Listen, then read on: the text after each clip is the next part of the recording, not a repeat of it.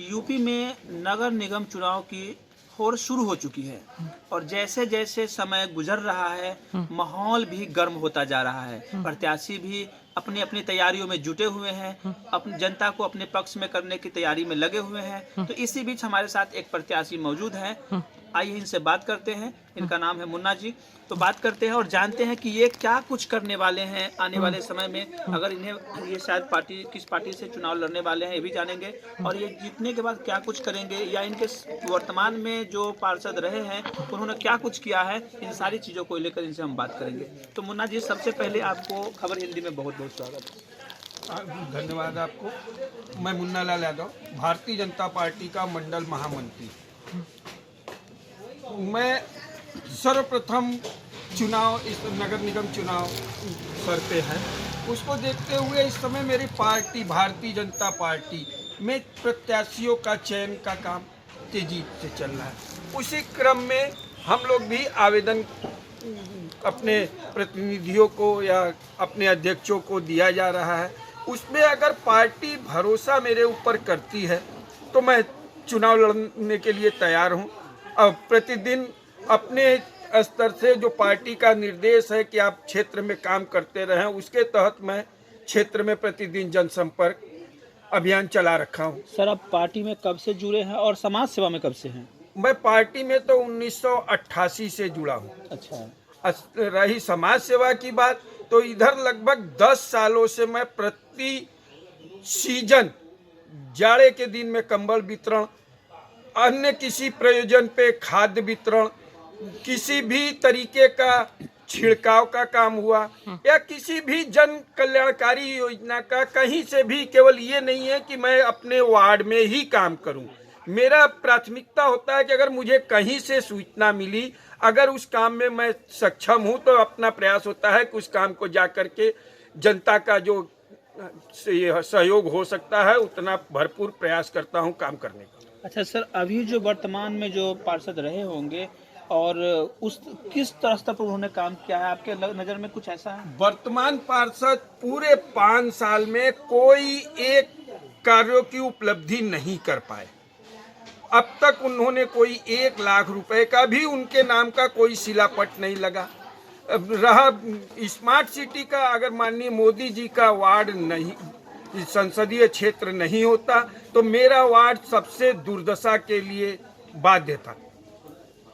Smart city, Modi ji के dream project में smart city होने के नाते मेरा पूर्व का वार्ड जो वार्ड 69 था, वो स्मार्ट सिटी में आने के नाते 13 करोड़ रुपए का माननीय मोदी जी ने हमारे इस वार्ड में काम कराया, जिसमें माननीय पार्षद जी का कोई रोल नहीं। अच्छा। अब पार्षद जी 5 साल में कोई 1 लाख रुपए की भी उपलब्धि नहीं गिना सकते। अच्छा सर, अगर आपको पार्टी मौका देती है, चांस देती है, तो आपकी पहली प्राथमिकता क्या होगी? अगर पार्टी मुझे मौका देती है तो मेरी पहली प्राथमिकता होगी कि जीत के बाद मेरे नए जो क्षेत्र जुड़े, 4 मोहल्ले, खालिसपुरा, गणेश महल, बड़ा देव, कोदई चौकी, इन 4 मोहल्लों में अब तक कामों से बहुत अछूता रहा है। अभी तक वहाँ कोई काम नहीं हो पाया।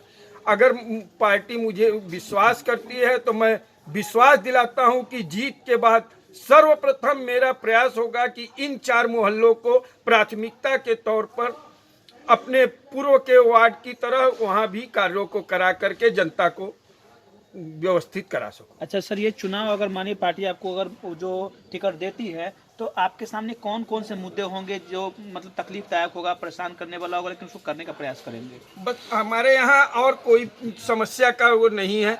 ये जो 4 मोहल्ले जुड़े, इसमें थोड़ी परेशानी की बात है क्योंकि यहाँ कोई काम अब तक हुआ नहीं। अच्छा। न होने के चलते भाई जनता असुरक्षित महसूस करती है। मेरी प्राथमिकता होगी कि उस क्षेत्र को अविलंब कराने का कार्य करने का प्रयास करूंगा। अच्छा, तो हमारे साथ मुन्ना जी के एक दोस्त भी हैं और सब मित्र हैं, तो आप इनसे भी जानते हैं। सर, पहले तो अपना नाम बता दीजिए। मोहनलाल। सर, आप कब से जान रहे हैं मुन्ना जी को? उनको मैं 10 साल से जानता हूँ। तो आप मतलब किस तरह के प्रत्याशी आपको लगते हैं? भाई ये झुंझारू नेता हैं, काम कराते हैं, एक शब्द पे आ जाते हैं।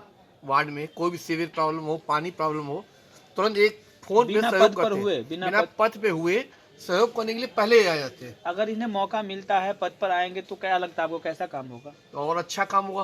बढ़िया और काम बिना पद के जब इतना काम कर रहे हैं, पद मिलेगा तो ये बहुत अच्छा काम करेंगे। हम लोग चाहेंगे ये तुरंत के तुरंत पद पे आ जाएं।